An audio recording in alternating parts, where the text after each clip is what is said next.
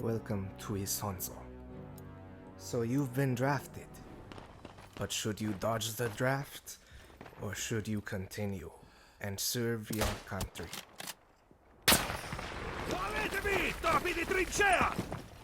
To put it simply, ISONZO is a World War I type of milsim.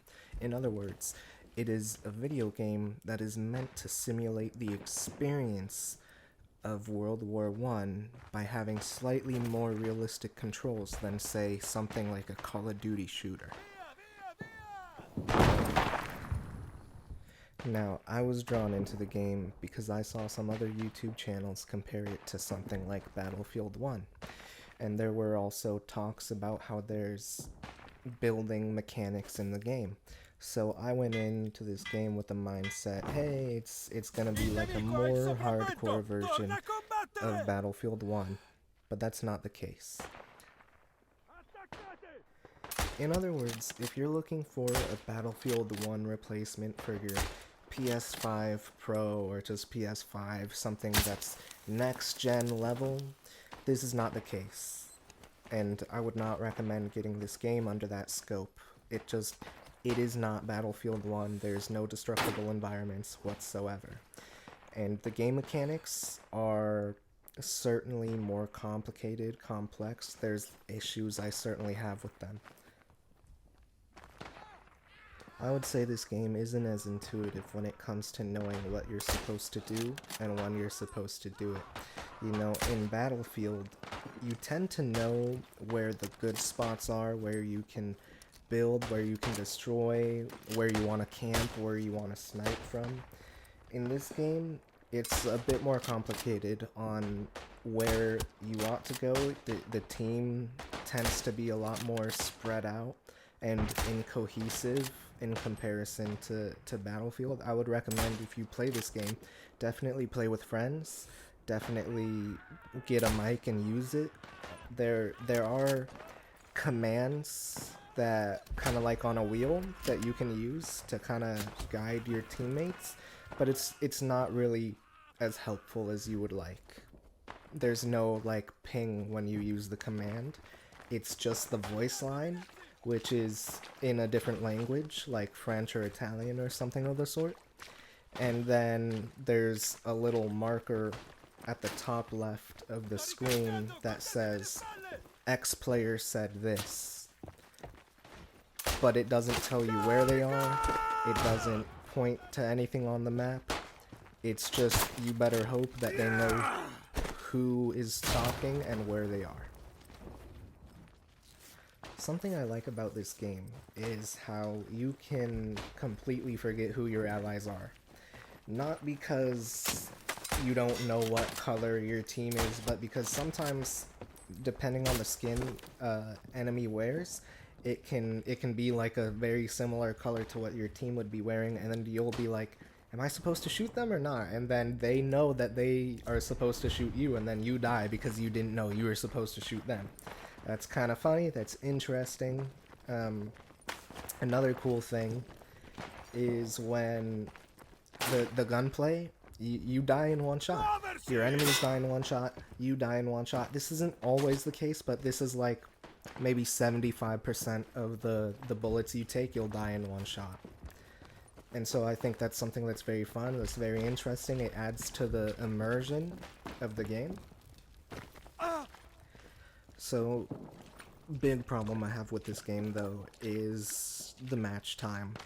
It feels like matches in this game can tend to last 45-ish minutes, maybe an hour or so, which might not be a problem for you, but for me, it just made this feel like it was dragging along, especially because in this game, it doesn't feel like you have very many weapon options or customization options for your kit. And so you're playing, even if you change classes, essentially a very similar playstyle, and it doesn't feel like you get much variety, which that part breaks the immersion for me, and I'm sure it'll break the immersion for many other people as well. So I was playing the engineer class most of the time. But I also tried out the sniper class, and it seems like only one person at a time can equip a scope on the gun, because when I tried to select a gun with a scope, it showed a kind of like 1/1 symbol, like 1 out of 1 symbol, meaning it seems like someone was using it and that it was stopping me from using it, which felt kind of dumb. There are limitations on how many people can play a class, and so the fact that I was locked out of using a gun with a scope as a sniper class when the sniper class slots were available felt pretty stupid. It was like, why can't I equip a sniper as the sniper class? That's what the whole class is about. Let me play as a sniper. But so I played as the engineer most of the time. I love playing support type classes, specifically ones that let me build and assist teammates with traps or cover or things of that sort. But I'm not usually much of a healer type support, but I will play in other games that kind of support. In this game, again, all of the classes felt too samey. Maybe it's because I wasn't leveled into them too much to really delve into the differences. But even still early on, I believe that you need to have the differences really out there from the get-go. Otherwise, what's the point of trying these other classes if you need to level them all up to be able to make them feel different from each other? Something that really broke my immersion while playing this game was, as the engineer, when you're in a certain range of the objective, you can't place down sandbags or barbed wire, which felt really ridiculous because that's just immersion breaking. Like, realistically, if I get in the objective zone and I'm an engineer and I have the equipment to put down fortifications, why wouldn't I?